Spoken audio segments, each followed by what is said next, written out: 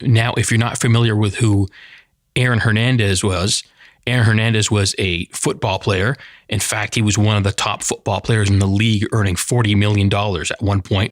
His family asked that his body be donated to science to see for signs of what's called CTE. CTE is chronic traumatic encephalopathy. He used to play for the New England Patriots, and he was sentenced to life in prison for the murder of the boyfriend of his fiance's sister. That man's name was Odin Lloyd. He was also 27 years old at the time when he was murdered. He was shot 6 times by Aaron Hernandez. CTE is believed to be caused by repeated blows to the head. So a lot of NFL players have been found having this. In fact, there was a study not too long ago of 202 former football players, and the overwhelming majority of them were found to have CTE. What was really frightening about that study was that even high school football players, people who never played professional sports, were found to have had symptoms of CTE. The results come back, and the results are terrifying for a couple of reasons. Mr. Hernandez suffered from CTE. In fact, he suffered from a very severe case of CTE. But more importantly, Aaron Hernandez was only 27 years old. In many cases, CTE is considered to be sort of an old man disease because by the time the symptoms really kick in, football players are in their 50s and 60s. Aaron Hernandez was 27 years old, and the results were stunning. From the Bleacher Report, Dr. Bennett Omalu says CTE drove Aaron Hernandez to violence and suicide. If you're not familiar with Dr. Bennett Omalu, he was played by Will Smith in an excellent movie called Concussion. To quote the article, Dr. Bennett Omalu, who spearheaded research into chronic traumatic encephalopathy, said he believes CTE drove former New England Patriots tight end Aaron Hernandez to suicide and other criminal and violent behavior. He says, "I am yet to examine the brain of professional football player who does not have CTE or other forms of brain damage. And we have always known for centuries that if you suffer forceful and or repetitive blows to your head in whatever human activity, you will suffer brain damage." He continues to say, if a child plays football, there is 100% risk exposure to brain damage. Now, Dr. Omalu is a specialist in this. He literally wrote the paper on CTE. He was one of the first ones. In fact, I believe he was the first one to start ringing the alarm as it relates to concussions and NFL players. Over the last several years, there's been a spate of NFL players who have either killed themselves, committed murder, and the underlying assumption right now is that it's not them that really did this. It was this brain injury, this CTE, that led them to cause these kinds of violent acts. What CTE does is that it slowly breaks your brain down. It literally starts to eat away at the nerve fibers in your brain. And as a result, you end up with wild mood swings, you end up with depression, you end up with suicidal thoughts, you're incapable of controlling your emotions. So in many ways, the disease actually drives you crazy. It makes you do things you would normally never do. Now, just how bad was Aaron Hernandez's CTE? Well, according to USA Today, in an article entitled "Aaron Hernandez Just Became the Most Dangerous Man in Football," to quote the article, an autopsy of his brain showed he had stage 3 CTE, the second worst stage of the disease. His brain had also begun to shrink and there were large holes in the central membrane. To be clear, this is not normal, as was noted in a lawsuit filed Thursday against the NFL and the Patriots by Hernandez's fiancée and their young daughter. To quote the actual lawsuit, the Boston University Neuropathy report also notes that Aaron's CTE pathology was unusually severe considering his age. Now, the article goes on to say, it was easy to absolve football when it's players in their 60s and 70s whose memories and personalities has disappeared, turning them into people their loved ones barely recognized when they died. There's no definitive link, the NFL would say, alluding to a host of other environmental and lifestyle factors that might have played a role. However, to quote, according to the CTE Society, individuals suffering from CTE in stage 3 like Aaron typically experience symptoms such as memory loss, executive dysfunction, aggression, explosive behavior, loss of concentration, mood swings, depression, apathy, and cognitive impairment. So he was only 27 years old and he had stage 3 CTE. That is the second. There's only 4 stages. There's only 4 stages in the CTE scale. He had stage 3 and he was 27 years old. This is huge news for the NFL because this is data that they can simply no longer ignore.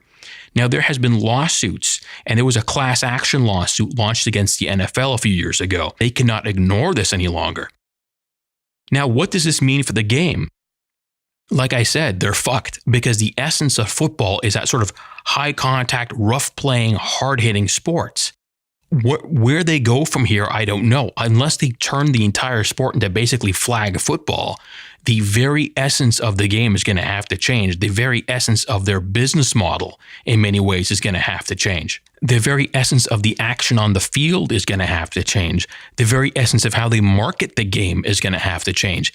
The very kinds of players they bring on board the field is going to have to change. For the last 30 years, football players have been getting bigger and bigger and bigger because the hits have been getting harder and harder and harder, and you needed bigger guys to both give the hits and to withstand the hits. With this kind of research coming out, that's going to have to change. The game is going to have to change. And quite frankly, I don't know if the NFL is going to be able to survive that. Their base, their audience is so driven by watching these guys smash each other around. I don't know if a change in game style is going to continue to pack the stadiums like it normally does. The NFL is a massive multi-billion-dollar company. They have done everything in their power to pretend that CTE was not a thing. They have done everything in their power to suppress research by Dr. Omalu, to pretend that research by Dr. Omalu was flawed, was faked, was not real. This is unavoidable now. Like, this is real. And so that's why that article called Aaron Hernandez the most dangerous man in sport. Even though he hasn't played football in God knows how long, even though he's dead, his brain, his autopsy is now the smoking gun that the NFL simply could not avoid. Now, I've always been really fascinated by this since the first time I've heard of CTE, which was probably 10 years ago, because it was one of those things where the more you thought about it, the more you realized what the consequences was to the game itself. You realize that this was the poison pill. That if this was true, if CTE was a real thing, that would be the end of the NFL. There would be no way to walk this thing back. And Dr. Omalu has actually done research to show that even high school students that play high school football and never played professional football suffer from CTE.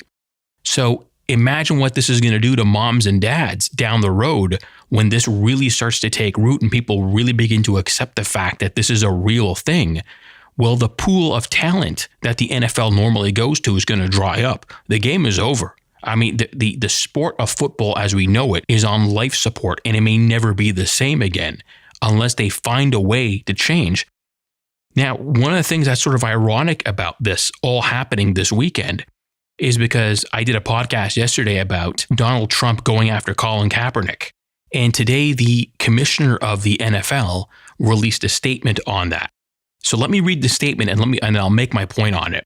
To quote Roger Goodell, who is the commissioner of the NFL, divisive comments like these demonstrate an unfortunate lack of respect for the NFL, our great name, and all our players, and a failure to understand the overwhelming force of good our clubs and players represent in our communities.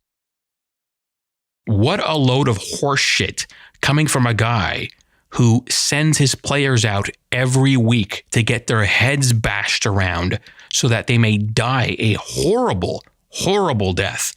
And not just that they may actually take the lives of their loved ones. They may take the lives of the people around them. Again, when you suffer from CTE, you are prone to massive emotional outbursts, massive throes of rage. So for him to say this is just mind-boggling to me. What a prick. I don't know who's a bigger asshole now, Roger Goodell or Donald Trump, because Donald Trump just says stupid stuff. Roger Goodell is putting the lives of his players in harm's way every single week, every single game. And he likes to pretend that this stuff isn't real.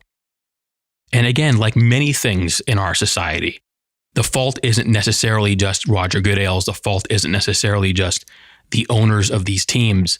The fault is in us, because we're the ones who are the NFL's audience. We're the ones who insist on watching this game. I haven't watched an NFL game, I think, in 3 or 4 years, because I can't do it any longer. Because every time I see one of these guys take a hit on the field, all I can think about is that the hit? Is that the concussion that's going to put him over the edge?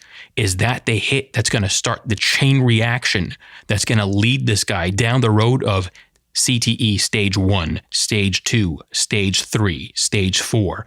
Is this the hit that's going to lead this guy's brain to start acting up so he may kill his wife, his kids, his friend, his mother, his father, some stranger, some guy who looks at him sideways? Is this the hit that's going to send him into severe bouts of depression? Is this the hit that's going to lead his brain to think that there's no more reason to live, to give up all hope, to live in despair? I can't do it any longer. Unfortunately, millions of people still can.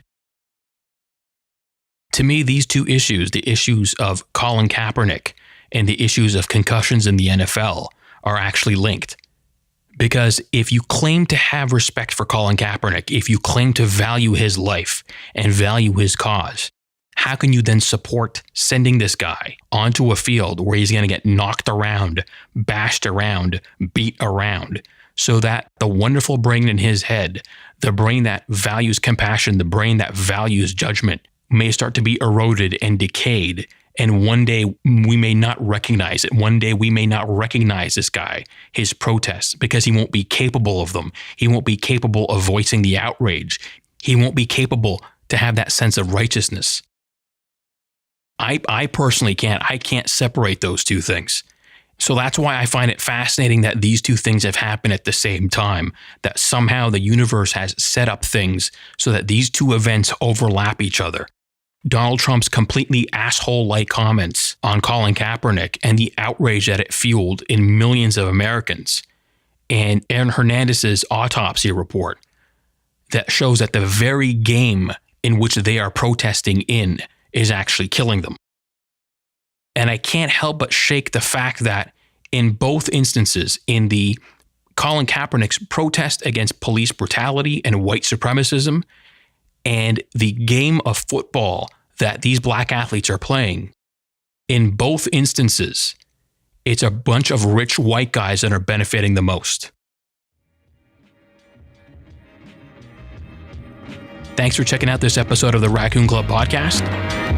Catch you next time.